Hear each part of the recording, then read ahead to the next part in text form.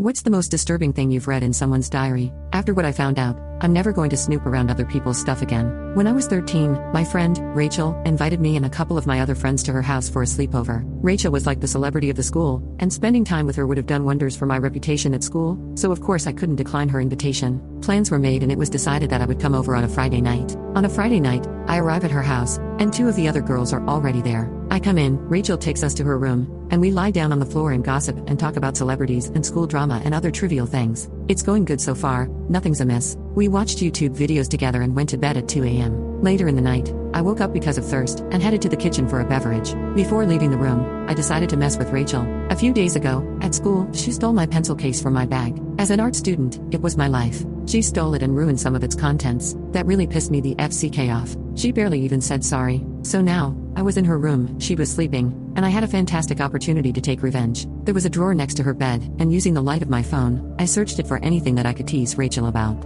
After minutes of exploring, I found a very decorated and pretty diary, but it had a lock on it. No problem, I knew some lockpicking and a diary's lock usually isn't as strong as other locks. So I took my hairpin off my head and tried to crack it. I was successful. If she had to lock her diary, there was definitely something written in there that she didn't want others to see. All of her secrets in my hands. I went outside the room, into the kitchen, grabbed a drink from the fridge, sat down on the floor and began reading the diary with the help of my phone's light. In the first few entries, she wrote about the things she wanted to do to me. These included kidnapping me, hurting me, and other gnarly things. She described in great detail how she would do each of these. I was so horrified. Yes, there was some hostility between me and her, but I never knew she carried such a strong hatred for me. The next entries were about her life. She wrote about how her stepdad has been forcing relations with her whenever her mom wasn't around, how he manipulates her and makes her think that she deserves to be abused, and how he has been doing this since she was 9. She also wrote that, to get the fury, the frustration out of her, she abuses small animals. She wrote that she once dissected a living baby hamster with knives, stomped on a kitten's head until its face was unrecognizable, unalived a turtle by repeatedly dropping a large rock on it, etc. There were loads of other things written in there that were too much for a 13-year-old. I felt outrageously angry at her but also had sympathy for her at the same time. I cried a little.